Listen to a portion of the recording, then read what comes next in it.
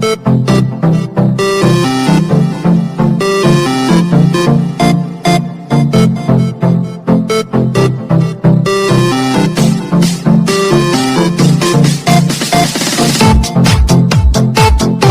Friends, आज हम अध्याय 5 आंकड़ों का प्रबंधन पर चर्चा करेंगे। तो आंकड़ों का प्रबंधन कैसे करना है और इससे संबंधित जितनी प्रश्नावली है अध्याय 5 से संबंधित, तो उस पर हम आज चर्चा करते हैं।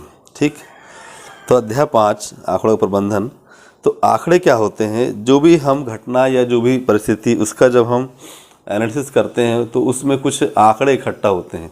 हम जिस चीज़ की जानकारी निकालना चाहते हैं तो उसकी कुछ आंकड़े इकट्ठित होते हैं, और आंकड़े जो होते हैं वो व्यवस्थित नहीं होते हैं, उनको व्यवस्थित बनाना पड़ता है।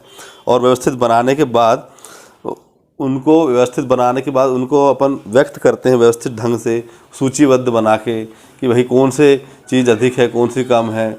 ऐसा व्यवस्थित बना के जो चीज़ हम प्रेजेंट करते हैं उसी को हम कहते हैं आंकड़ों का प्रबंधन, है ना। Management of data.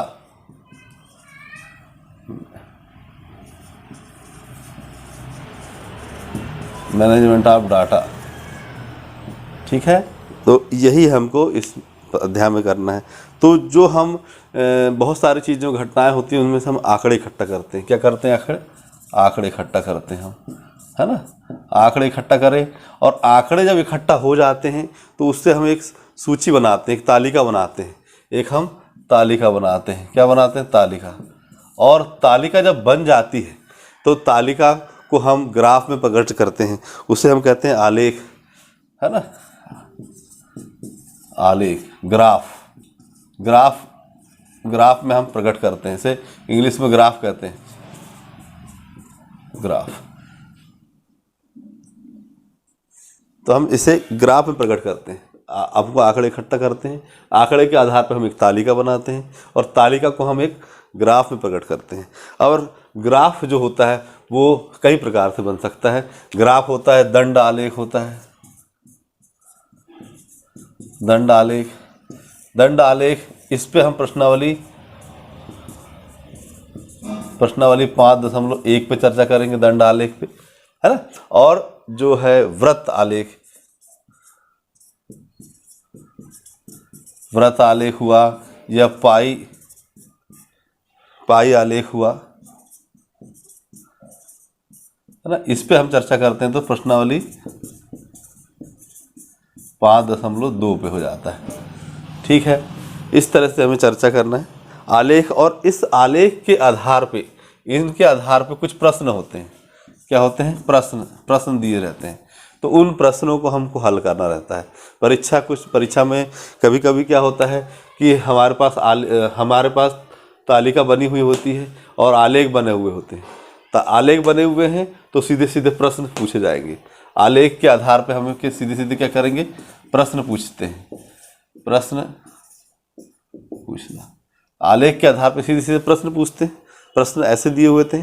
और कभी कभी हमारे पास सिर्फ आंकड़े रहते हैं, तो आंकड़ों के आधार पे हमें तालिका बनाना है, तालिका के आधार पे आलेख बनाना है, और आलेख के आधार पे जो प्रश्न उन्होंने रखे हैं उस प्रश्न को हल करना है। तो या तो प्रश्न नहीं दिए रहेंगे, सिर्फ आंकड़े दिए रहेंगे। आंकड़े के आधार पे आपको तालिका और आलेख बनाने के लिए प्रश्न पूछेंगे। और अगर आलेख या ग्राफ दिया रहेगा तो आपको इसके आधार पर प्रश्न पूछेंगे। ऐसे 2 प्रकार के अपने प्रश्न हैं परीक्षा के दृष्टि से, और प्रश्नावली में भी दिए हैं। तो हम देखते हैं प्रश्नावली 5.1।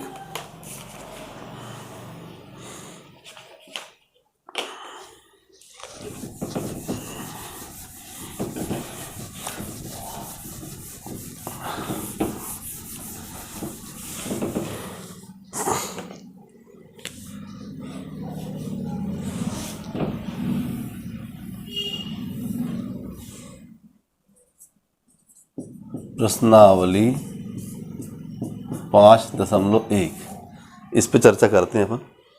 तो प्रश्नावली 5.1 का हम पहला सवाल लेते हैं। तो देखेंगे, पहला सवाल लिखा है, निम्नलिखित में से किन आंकड़ों को दर्शाने के लिए आप एक आयत चित्र का प्रयोग करेंगे? ठीक है, तो पहला प्रश्न उसमें, एक डाकिये के थैले में विभिन्न क्षेत्रों के पत्रों की संख्या है। अब पत्रों की संख्या क्या है मालूम नहीं है हमको, विभिन्न क्षेत्रों के पत्रों की संख्या है, तो ये कुछ डिफरेंट है, इसके हम आलेख चित्र नहीं बना सकते, तो इसमें हम नहीं कहेंगे। फिर लिखा है किसी खेलकूद प्रतियोगिता में प्रत्याशियों की ऊंचाई, तो खेलकूद प्रतियोगिता में एक निश्चित बच्चे हैं, उनकी ऊंचाई दी हुई है, तो इस पे हम आलेख बना सकते हैं। तो ये किस प्रयोग कर सकते हैं, करेंगे कहता है, तो वो अपन को बताना पड़ेगा कि किस किस में अपन आलेख बना सकते हैं। तो हम किसी खेलकूद प्रतियोगिता में प्रत्याशियों की ऊंचाई पर हम आलेख बना सकते हैं। तीसरे नंबर का लिखा है कि 5 कंपनियों द्वारा निर्मित कैसेटों की संख्या। अब कैसेटों की संख्या 5 कंपनी, अलग अलग कंपनी है और कैसेटों की संख्या अलग अलग है, तो इसको हम डिफाइन नहीं कर सकते, आयत चित्र नहीं बना सकते हैं। लेकिन किसी रेलवे स्टेशन पर प्रातः 7 बजे से शाम 7 बजे तक रेलगाड़ी के आने जाने में यात्रियों की संख्या, इस पे हम आलेख बना सकते हैं। अब हम इसी तरह से प्रश्न नंबर 2 लेते हैं। इसमें लिखा है किसी विभागीय स्टोर में पर खरीदारी करने आए व्यक्तियों को इस प्रकार अंकित किया गया है कि पुरुष को M से, महिला को W से, व लड़के को बॉय से B से और लड़की को G से दिखाया गया है। और ये एक पूरी सारणी बनी है बहुत सारे, और उसमें मिलान चिन्ह का प्रयोग करते हुए बारंबारता बंटन सारणी बनाना है, उसे प्रदर्शित करना है।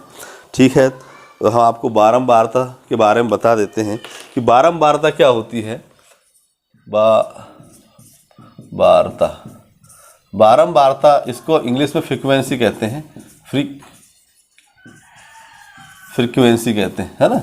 बारंबारता, जब कोई चीज़ बार बार आती है उसको हम फ्रीक्वेंसी कहते हैं, कोई संख्या बार बार आती है उसको हम दिखाने के लिए फ्रीक्वेंसी कहते हैं, है ना। इसी तरह इसमें मिलान चिन्ह का भी प्रयोग हुआ है। मिलान चिन्ह जो होते हैं, जैसे 1 है तो 1 को आपको ऐसे दिखाना होगा, 2 है तो 2 को 2 डंडे, 3 को 3, 4 को 4, 5 आया तो 5 को इस तरह से दिखाना होगा। इस तरह से अगर कोई संख्या लिखी है तो उसका मतलब होगा 5। मिलान चिन्ह इस तरह से बनाए जाते हैं, 1 को 1 डंडे से, 1 को 1 से, 2 को 2 डंडे से, 3 को 3 डंडे से, 4 को 4 डंडे से, और 5 आया तो ऐसे 4 खींचे और एक आड़ा डंडा खींचना पड़ेगा 5, और 6 आया तो 1 2 3 4, ये 5 और फिर 1 6। इस तरह से आपको मिलान चिन्ह से सारणी बनानी है। तो इस तरह से प्रयोग करके हम यहाँ पे एक सारणी बनाते हैं और आपको पूरा वो प्रश्न नंबर 2 हल करके दिखाते हैं।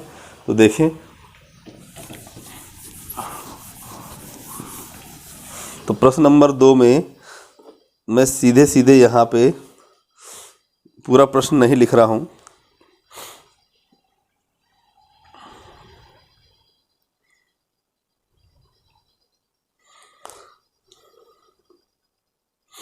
पूरा प्रश्न नहीं लिख रहा हूँ, सिर्फ मैं एक सारणी बना के आपको बताता हूँ। सारणी है,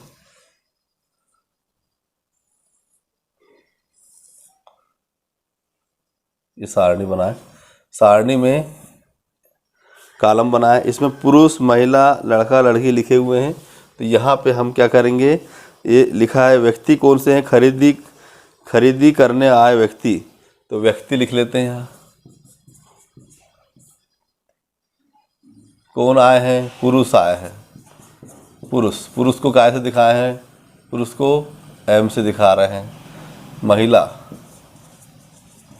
महिला को W से, और बॉय लड़का को कैसे दिखा रहे हैं, B से, और लड़की को G से। इस तरह से चिन्ह बना दिए हैं। यहाँ पे मिलान चिन्ह बना दी, मिलान चिन्ह। अब हम जो लिखे हुए हैं उसमें हम आप देखेंगे कि कितने हैं, तो M की संख्या कितनी है, यहाँ पूरी जो बनी हुई है सारणी उसमें हम देखते हैं तो M की संख्या कितनी है, गिनती जब करते हैं हम उसमें तो बहुत सारी संख्या निकल रही हैं। तो M की संख्या जो है आपको उसके आधार पे एक पूरी सारणी बनाना है।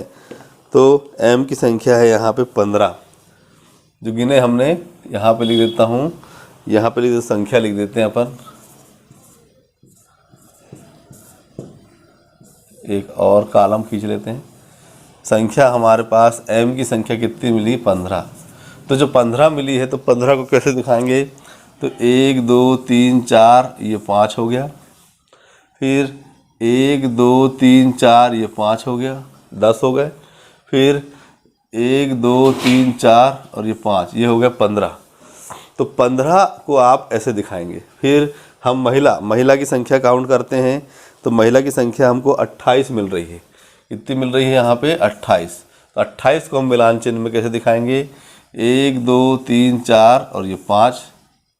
फिर 1 2 3 4 ये 5, 1 2 3 4 ये 5, 1 2 3 4 ये 5, 5 5 10, 5 से 15 और 5 20 और 8 होना चाहिए। 1 2 3 4 ये 5, 1 2 3, है ना? 25 और 3 28। इस तरह से हमें मिलान चिन्ह से 28 को दिखाएंगे।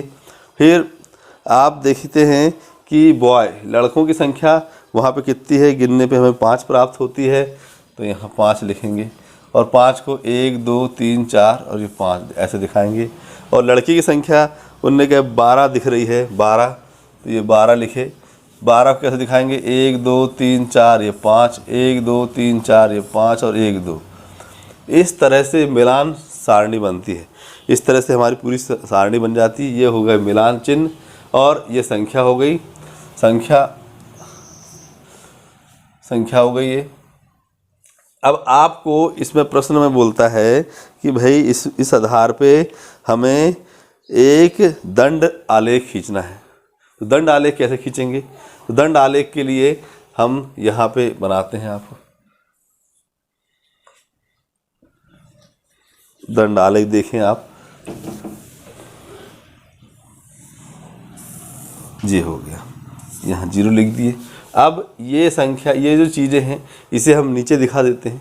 तो यहाँ पे लिख देते हैं एक डब्बे को, यहाँ से यहाँ तक इसको कर देते हैं हम क्या, पुरुष कर देते हैं,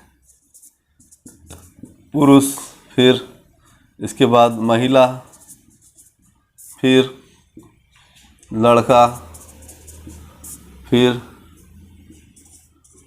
लड़की, ठीक है। और इसके बाद ये संख्याओं को इधर दिखाते हैं। अब हम सबसे छोटी संख्या कौन सी है इसमें? 5 है और सबसे बड़ी क्या है? 28 है।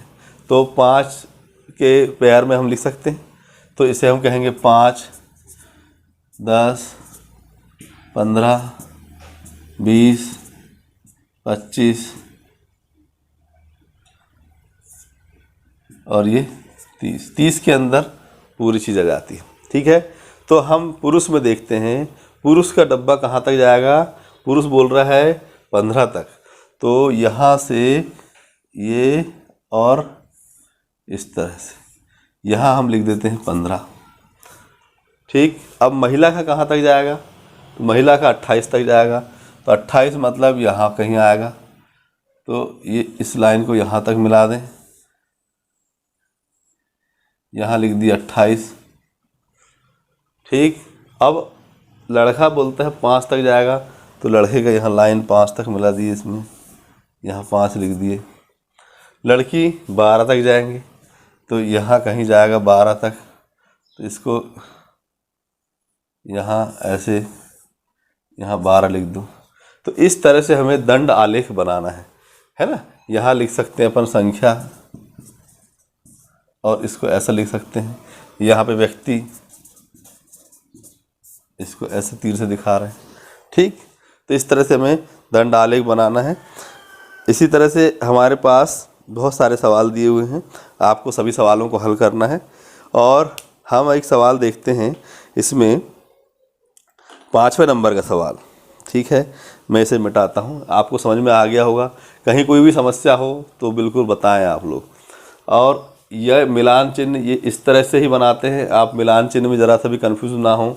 और दंड आलेख ऐसे ही बनाते हैं। अब आपको हम एक प्रश्न देखते हैं, प्रश्न नंबर 5 में देखते हैं, ठीक है। इसे मिटाते हैं।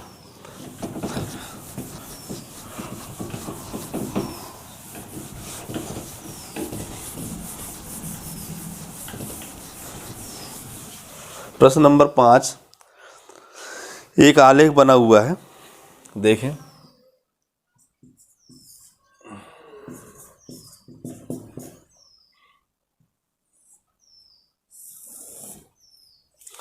इसमें यहाँ से गिनती लिखी 1 से 7 तक, 1 2 3 4 5 6 7, और ऊपर में 4 से लिखा हुआ है, 4 8 12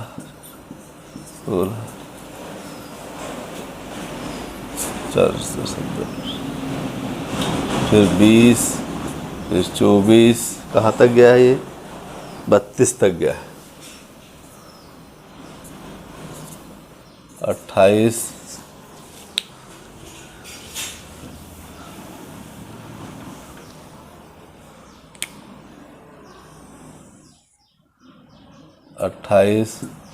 8 4 12 32, और यहाँ 34 है ना, 34 नहीं आएगा, 36 आएगा। ठीक, मतलब यहाँ 4 का पहाड़ा लिखा है और यहाँ पे गिनती लिखी हुई है। ये प्रतिदिन देखने, टीवी देखने के घंटे हो गए, टीवी देखने के घंटे, टीवी देखने के घंटे हो गए। और इस तरफ जो है, इस तरफ हो गई विद्यार्थियों की संख्या हो गई, विद्यार्थियों की संख्या हो गई। अब आप देखें, इसमें बना हुआ है 1 से 2, यहाँ पे 4 बने हुए हैं, 4 लिखा है, फिर 8 लिखा हुआ है यहाँ, ठीक है। फिर इसके बाद में 22 में पहुँचा दिए इनने, 20 के आगे थोड़ा सा आगे यहाँ पे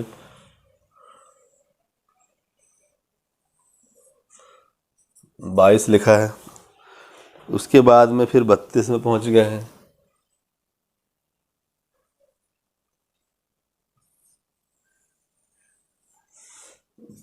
32 हो गया है, फिर 8 है, और फिर 6 है। अब हमारे पास आलेख दिया हुआ है यहाँ, और हमें प्रश्न दिए हुए हैं, है ना। अभी हमने आलेख बना के बताया आंकड़ों के आधार पे, अब हम आलेख के आधार पर प्रश्न लिखे हुए। अधिकतम विद्यार्थी कितने घंटे टीवी देखते हैं, अधिकतम विद्यार्थी के कितने घंटे टीवी देखते हैं। तो विद्यार्थी, अधिकतम विद्यार्थी, ये विद्यार्थी की संख्या है, विद्यार्थी की संख्या सबसे ज़्यादा क्या है, 32 है। तो 32 विद्यार्थी, 4 से 5, ये क्या है, 4 से 5 टीवी देखने के घंटे, तो ये घंटे हो गए। कि तो उत्तर आ गया अपने पास पहले वाले प्रश्न का, कि उत्तर है 4 से 5 घंटे। 4 से 5 घंटे 32 विद्यार्थी देखते हैं टीवी, तो 4 से 5 घंटे क्या हो गए, टीवी देखने का समय आ गया। फिर 4 घंटे से कम समय तक कितने विद्यार्थी ने टीवी देखा। 4 से कम, अब प्रश्न, अगला प्रश्न है 4 से कम, दूसरा प्रश्न 4 से कम, 4 से ये 4 है, इससे कम कितने विद्यार्थी ने टीवी देखे, घंटे की संख्या। तो ये विद्यार्थी की संख्या निकालना है इसमें। तो विद्यार्थी की संख्या कितनी हो गई, विद्यार्थी की संख्या हो गई अपने पास 22, ये 22 है, फिर ये उसमें 8 जोड़ देते हैं, फिर इसमें और 4 जोड़ देते हैं, तो कितना हो गया टोटल 34 बच्चे जो हैं वो 4 घंटे से कम घंटे में टीवी देखते हैं, कम घंटे टीवी देखते हैं, ठीक है। फिर लिखा है तीसरा प्रश्न, कितने विद्यार्थी ने टीवी देखने के 5 घंटे से अधिक समय व्यतीत करते हैं। 5 घंटे से अधिक समय मतलब ये घंटों की संख्या है, 5 घंटे से अधिक समय, ये 5 घंटे से अधिक, ये 5 यहाँ पे ख़त्म होता है, इसके बाद अधिक, तो 8 और 6, उत्तर कितना लिखेंगे इसमें, 8 धन 6 जोड़ देंगे, 14 आ गया। तो 14 जो विद्यार्थी हैं, ये क्या आया, 14 विद्यार्थी 14 विद्यार्थी जो है 5 घंटे से अधिक समय में टीवी देखते हैं, ठीक। तो इस तरह से आपको प्रश्नावली 5.1 पूरी कंप्लीट करना है। जो भी समझ में नहीं आएगा तो आप बताएंगे, ठीक है। अब हम प्रश्नावली 5.2 पे चर्चा करेंगे।